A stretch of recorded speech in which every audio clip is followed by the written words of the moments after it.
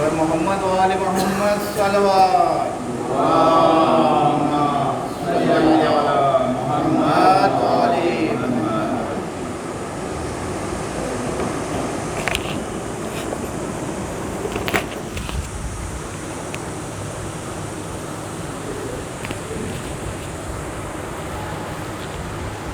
رحم اللہ من قرأ الفاتحہ. اللہم صلی علی محمد و آل محمد. بسم اللہ الرحمن الرحیم.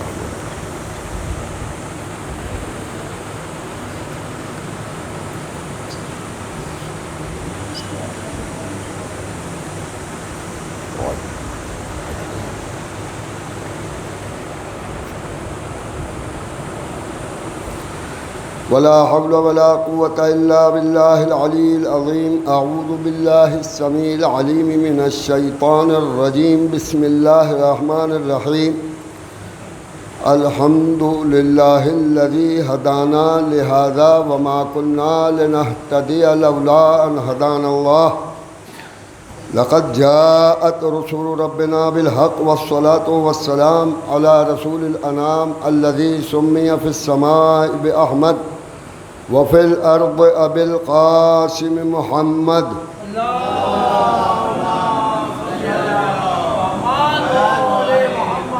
وآله الطاهرين المعصومين المظلومين واللعنة الدائمة الباقية على أعدائهم أجمعين من الآن إلى قيام يوم الدين. أما بعد، فقد قال الله في كتابه المبين. بسم الله الرحمن الرحيم. كل نفس ذائقة الموت. صلوات بر محمد.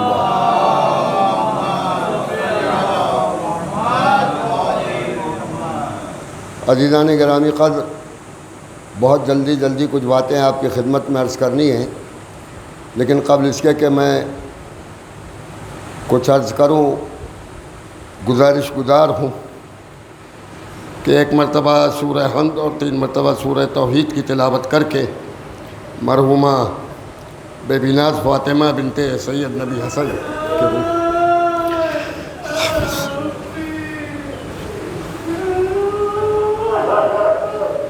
بسم اللہ.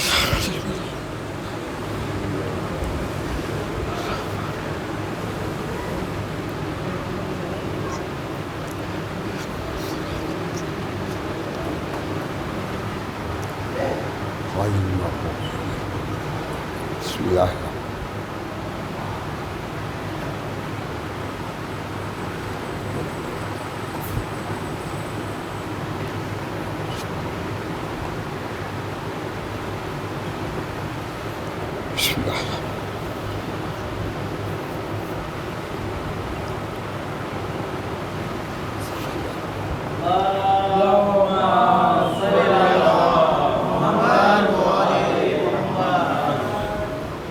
مشہور و معروف آیت کی تلاوت کی ہے، جس کا ترجمہ سب جانتے ہیں کہ موت سے کس کو رستگاری ہے، آج وہ کل ہماری باری ہے. یہ خداوند عالم کی ایک ایسی نعمت ہے کہ اس نعمت میں کسی طرح کا کوئی وہ نہیں ہے، کسی طرح کا بھید بھاؤ، گورا کالا، چھوٹا بڑا، ہندوستانی پاکستانی، کوئی بھی شخصیت ہو، کہیں کی بھی شخصیت ہو، اسے موت آنا ہی ہے. اور کب آنا ہے، کس کو کب آنا ہے، یہ کسی کو نہیں معلوم. آپ دیکھیں، ظاہر سی بات ہے کہ خدا طول عمر عطا کرے، صحت مند رکھے. مرحومہ کے باپ موجود ہیں اور بیٹی کا سایہ سر سے گزر گیا، جبکہ وہ خود اکثر یہ کہتے رہتے ہیں کہ اب تو میری تیاری ہے جانے کی، نہ جانے کب چلا جاؤں. لیکن انہیں خود بھی نہیں معلوم تھا کہ میں زندہ رہوں گا اور بیٹی چلی جائے. تو ظاہر سی بات ہے کہ یہ ایک شے ایسی ہے کہ کس کو کب آنی ہے موت، تو کسی کو نہیں معلوم. جب کسی کو نہیں معلوم ہے کہ کب آنی ہے، تو ظاہر سی بات ہے کہ جب کسی کو معلوم نہیں ہے تو ہمیشہ اس کی بارگاہ میں جانے کے لیے تیار رہنا چاہیے انسان. کیوں تیار رہنا چاہیے؟ میں دوسروں کی بات نہیں کرتا، ان کی بات نہیں کرتا کہ جن کا تعلق محمد و آل محمد سے نہیں ہے. چونکہ ہمارا اور آپ کا تعلق محمد و آل محمد سے ہے، اور محمد و آل محمد سے جن کا تعلق ہے ان کے لیے خود محمد و آل محمد نے اس بات کی ضمانت لی ہے کہ جو ہماری محبت میں مر جاتا ہے وہ مرتا نہیں ہے بلکہ زندہ رہتا ہے۔ تو بس اس بات کی کوشش کرنا چاہیے کہ ہمیں نہیں معلوم ہے کہ ہمیں کب جانا ہے اس دنیا سے، تو ہم اپنے دل کو، اپنے دماغ کو، اپنی فکر کو، اپنے خیال کو، اپنی یقین کو، اپنے ایمان کو ہمیشہ محمد و آل محمد کی محبت کے روشنی جو ہے اس میں برقرار رکھنا چاہیے۔ کوئی لمحہ ایسا نہ ہو کہ ہم بہک جائیں حب دنیا میں، محبت دنیا میں ہم بہک جائیں اور وہ لمحہ محبت اہل بیت سے خالی ہو اور اسی وقت خدا نہ خواستہ ملک الموت آ جائے۔ لہذا ہمیں اپنی زندگی کو بس اس طرح سے گزارنا چاہیے کہ محمد و آل محمد یاد رہے۔ جب محمد و آل محمد یاد رہیں گے تو یقیناً ہماری زندگی مرضی الہی کے مطابق گزرے گی، کیونکہ محمد و آل محمد کی زندگی اللہ کی مرضی کے مطابق گزری تو ہم تو اتنے بڑے نہیں ہیں کہ اس کی مرضی کے مطابق گزاریں، اس لیے کہ اللہ نے اپنی مرضی تو محمد و آل محمد کو دے دی ہے۔ جب محمد و آل محمد کو اللہ نے اپنی مرضی دے دی ہے تو اب ہمیں کس طرح جینا ہے؟ ہمیں محمد و آل محمد کی مرضی سے جینا ہے، ان کو راضی رکھنا ہے۔ اگر وہ راضی رہیں گے تو یقیناً اللہ بھی راضی رہے گا۔ مرحومہ جن کا انتقال ہوا، جن کو مرحومہ کہتے ہوئے بھی ایک عجیب سا لگ رہا ہے، عزیزوں ان کی زندگی بھی ایک ایسی زندگی تھی، اور میں یہ کہتا ہوں خود ان کی زندگی کیا، یقیناً ہر خاتون کی زندگی ایسی زندگی ہوتی ہے کہ جو مردوں کی زندگی کے لیے مردوں کی پاکیزہ زندگی میں ایک خاتون کی زندگی جو ہوتی ہے وہ بہت ہی اہم ہوتی ہے مردوں کی زندگی کو پاکیزہ بنانے میں۔ یہ بہت ہی اہم جملہ میں کہہ رہا ہوں اور اہم پیغام دے رہا ہوں۔ ہماری خواتین، ہماری بہنیں، ہماری مائیں، ہماری بیٹیاں وہ یاد رکھیں، وہ اپنی عظمت سمجھے، وہ اپنی فضیلت سمجھے کہ ایک خاتون جو کبھی ماں ہوتی ہے، کبھی زوجہ ہوتی ہے، کبھی ماں ہوتی ہے، کبھی بیٹی ہوتی ہے، تو وہ اپنی عظمت کو سمجھے، بحیثیت بیٹی کے اور بحیثیت ماں کے اور بحیثیت زوجہ کے، ہر حیثیت سے، یا بحیثیت بہن کے، ہر حیثیت سے خاتون کی زندگی اہم ترین ہے۔ اور خود اگر خاتون کی زندگی پاک و پاکیزہ گزر رہی ہے تو یقیناً اولاد بھی پاک و پاکیزہ ہو سکتی ہے اور شوہر بھی پاک و پاکیزہ ہو سکتا ہے۔ ایک چھوٹا سا واقعہ میں بیان کروں گا، اس سے سارے حالات سامنے ہو جائیں گے کہ خاتون کی زندگی کا کتنا اہم رول ہے۔ ایک مولوی صاحب تھے جو بہت بڑے عالم بھی تھے اور عامل بھی تھے، بہت بڑے عالم بھی تھے اور عامل بھی تھے، علم بھی رکھتے تھے، اور عامل سے مراد یہ کہ وہ اہل بیت علیہ السلام کی دعاؤں کے ذریعے اور قرآنی آیات کے ذریعے لوگوں کا علاج بھی کیا کرتے تھے، لوگوں کی پریشانیاں بھی حل کیا کرتے تھے۔ اب ظاہر سی بات ہے کہ زوجہ اور شوہر میں کبھی نہ کبھی کچھ تو ہو ہی جاتا ہے۔ ایک دن زوجہ ناراض ہو گئی، انہوں نے کہا کہ جائیے ٹھیک ہے آپ جو کچھ کرتے ہیں وہ آج بھی کر لیجیے گا۔ اب وہ آئے اپنی جگہ پہ، اپنی مسند پہ، جب بیٹھے لوگ آ رہے ہیں تو کل جس طرح سے لوگوں کو شفا دیا کرتے تھے، لوگوں کی پریشانیاں حل کیا کرتے تھے، آج وہی کام وہ کر رہے ہیں، لیکن ان سے وہ کام نہیں ہو پا رہا ہے۔ مریض ٹھیک نہیں ہو پا رہا ہے، کسی کی کوئی پریشانی ہے، وہ پریشانی حل نہیں ہو پا رہا۔ اب یہ پریشان ذہن میں تو یہ ہے کہ بیوی سے جھگڑا ہوا تھا۔ رات کو جب گھر پہنچے تو انہوں نے، ہماری بہنیں اور ہماری بیٹیاں اور مائیں ضرور سنیں اس واقعے کو، رات میں جب وہ گھر پہنچے اور بیوی سے انہوں نے بہرحال پوچھا کہ یہ بتاؤ کہ آخر تم نے کیا ایسا کیا کہ جس کی وجہ سے آج ہمارے اندر وہ روحانیت اور وہ پاکیزگی باقی نہیں رہی کہ جو کل تک باقی تھی۔ تو ان کی اہلیہ نے یہ کہا کہ کچھ نہیں، کل تک میں نے جو روٹی تم کو کھلائی تھی وہ وضو کر کے آٹا گوندا تھا اور بسم اللہ کر کے روٹی پکائی تھی، آج بغیر وضو کے اور بغیر بسم اللہ کے روٹی تم کو کھلا دی، اس کا یہ اثر ہے۔ تو یہاں سے ہماری بہنیں اور خواتین سمجھے کہ خود اپنی زندگی پاک و پاکیزہ بنانے میں اور مردوں کی، بیٹوں کی اور شوہروں کی اور ان کی زندگی کو پاک و پاکیزہ بنانے میں خواتین کا کتنا اہم رول رہا۔ تو عزیزوں، یہ الحمدللہ محمد و آل محمد کے چاہنے والوں کی تو خواتین کی بات ہی الگ ہے۔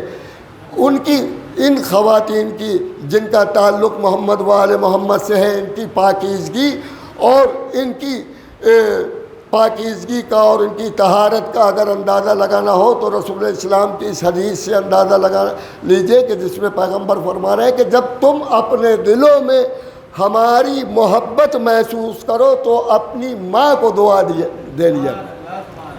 تو عزیزان محترم، ہم اسی لیے اکثر اپنے نوجوانوں کو کہتے ہیں کہ ماں کے مرنے کے بعد ماں کا احترام اگر ہم نے کیا تو کچھ نہیں کیا۔ ماں کی زندگی میں ہم اپنی ماں کی قدر کریں، اس لیے کہ ہماری مائیں وہ اہم رول ادا کرتی ہیں کہ انہوں نے ہم کو اس لائق بنایا ہے کہ فرش ادائے حسین پہ ہم بیٹھنے کے لائق ہو گئے ہیں، ورنہ دنیا میں 365 مائیں پڑی ہیں اور ہزاروں کروڑوں اولادیں پڑی ہیں کہ جن کو فرش ادا پر آنا نصیب نہیں ہوتا۔ اس کی وجہ یہ ہے کہ ان کی ماؤں کے اندر اتنی طہارت اور اتنی پاکیزگی نہیں پائی جاتی ہے۔ یہ ہماری ماؤں کی پاکیزگی اور طہارت ہے، اور اس میں ہمارے باپ اور ہمارے آباء و اجداد کا بھی اہم رول کم نہیں ہے۔ عزیزان محترم، یہ نفس کی پاکیزگی ہے ہمارے والدین کی، صرف ماں نہیں بلکہ باپ کی پاکیزگی کا بھی اثر آتا ہے۔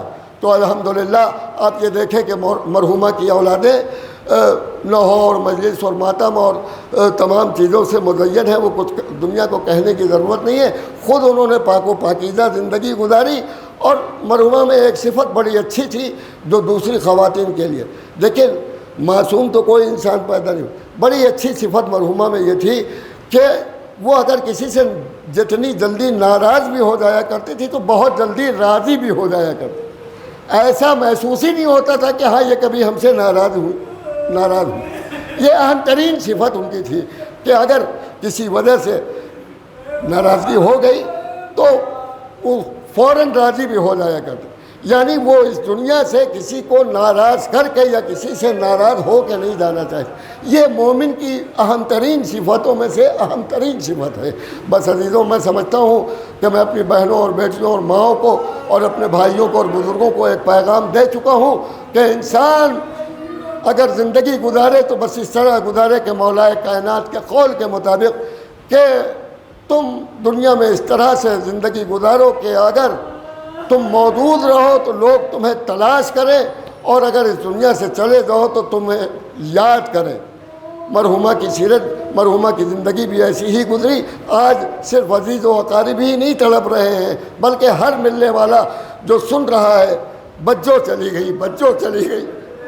عزیزوں، ہر ایک کی زبان پہ ارے وہ بچوں کا انتقال ہو، تو وہ دنیا زمانے کی بچوں تھی، مگر بس میں یہاں کہہ کے تسلی دوں گا اپنے بھائیوں کو، اپنے بھانجوں کو، اپنی بھانجیوں کو یہ کہہ کے تسلی دوں گا، یقیناً تمہاری ماں تم کو روتا بھی لگتا چھوڑ کر چلی گئی۔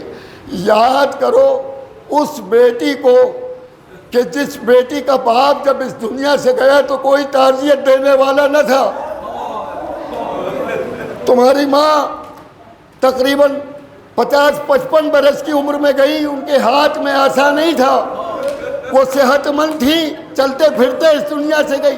اس بیٹی کو یاد کرو جس کی یہ کنیز تھی، ارے 18 برس کی عمر میں جس کے ہاتھ میں آسا، کمر خمیدہ ہو گئی تھی، چہرے پہ جھریاں آ گئی تھی، اور ہاں اتنے عزیز و اقارب کی موجودگی میں تم اپنی ماں کو سپرد خاک کرنا۔ ارے ذرا وہ رات کی تاریخی کو یاد کرو، ارے حسنین 2 بیٹے ہیں اور 1 باپ ہے، فاطمہ زہرا رات کی تاریخی میں جنت البقیع میں دفن ہو رہی ہے۔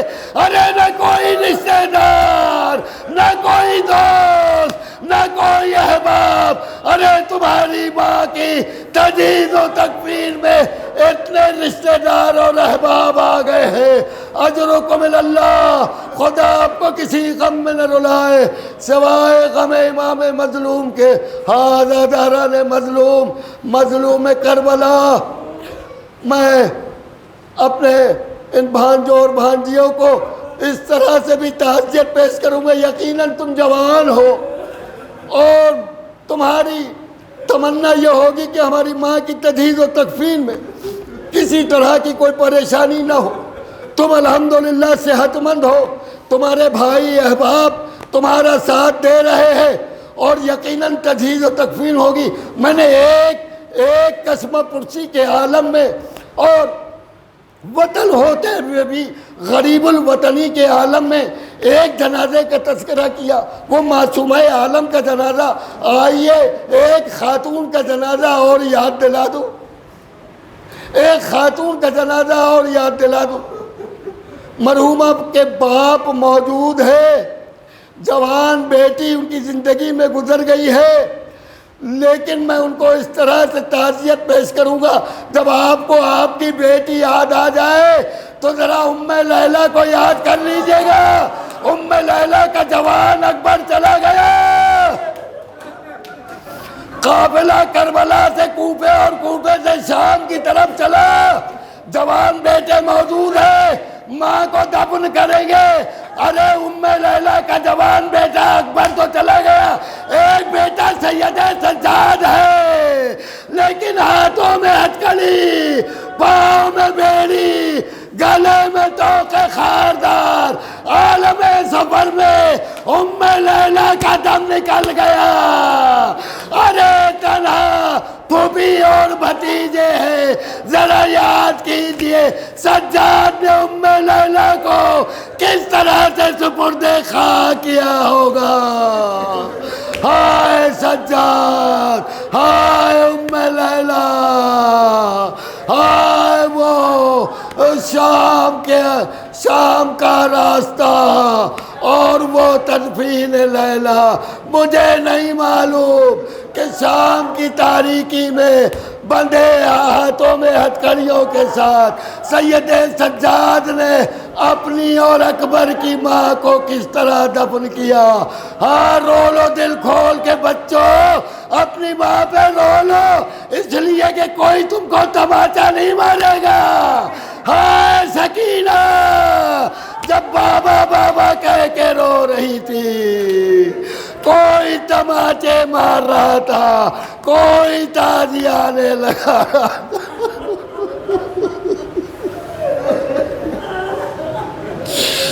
اِنَّا لِلَّهِ وَإِنَّا إِلَيْهِ رَاجِعُونَ سَيَعْلَمُ الَّذِينَ ظَلَمُوا أَيَّ مُنقَلِبٍ يَنقَلِبُونَ۔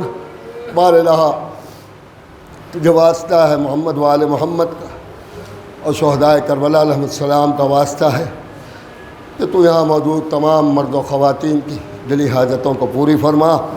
اہل بیت علیہ الصلوۃ والسلام کے طفیل میں تمام مرحوم مومنین و مومنات کے درجات بلند فرما۔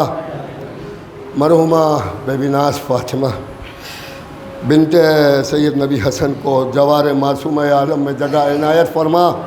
اہل بیت علیہ الصلوۃ والسلام کے طفیل میں امام زمان علیہ السلام کا ظہور جلد از جلد فرما۔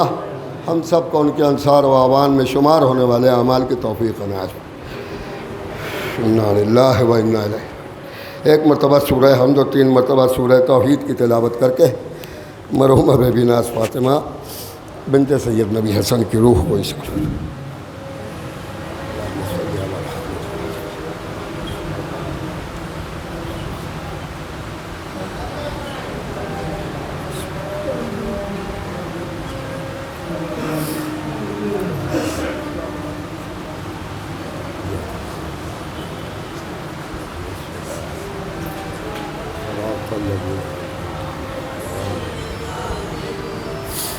بسم اللہ الرحمن الرحیم۔ بسم اللہ الرحمن۔